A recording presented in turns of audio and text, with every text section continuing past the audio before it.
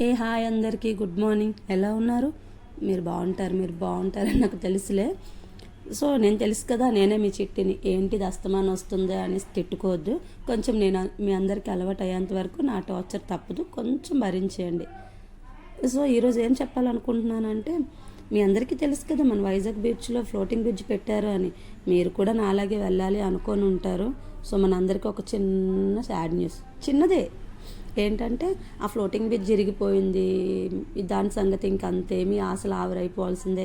ఇలాంటి న్యూస్లు వింటున్నాం, చూస్తున్నాం కదా ఈ నిన్నటి నుంచి. సో దాని సంగతి ఏంటో తెలుసుకుందామని బీచ్కి వెళ్ళా. దూరం నుంచి చూస్తే పెద్దగా ఏం అనిపించలేదు, ఎందుకంటే ఎప్పట్లానే వర్కర్స్ వర్క్ చేస్తున్నారు. సో దగ్గరికి వెళ్ళే కొద్దీ నేనైతే చాలా డల్ అయిపోయానబ్బా. ఎందుకంటే నిజంగానే అది విరిగిపోయింది.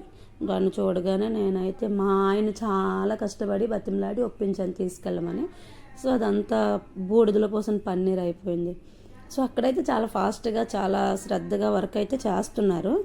సో ఏంటి నెక్స్ట్ ఓపెన్ అవుతుందా లేదా, అసలు దీని సంగతి ఏంటని ఇరిగిపోయిన బ్రిడ్జ్ మీద కూర్చొని నేను తెగ ఆలోచించేస్తున్నాను, పెద్ద ఏదో తెలిసిన దానిలాగా.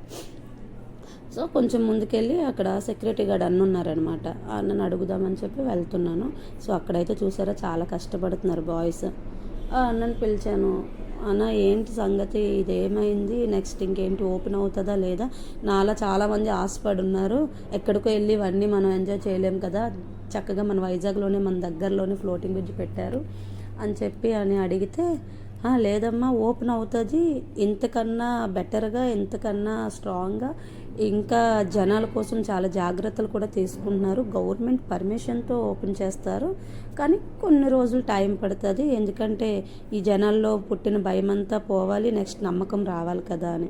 సో అదే ఆనందంతో ఆ ఇరిగిపోయిన ఒక మొక్క మీద కూర్చొని నేనైతే చాలా హ్యాపీగా ఫీల్ అవుతున్నాను. ఈలోపే కెరటాలు రాగానే భయం వేసింది. సో వీడియో నచ్చితే please subscribe and share. Thank you so much all.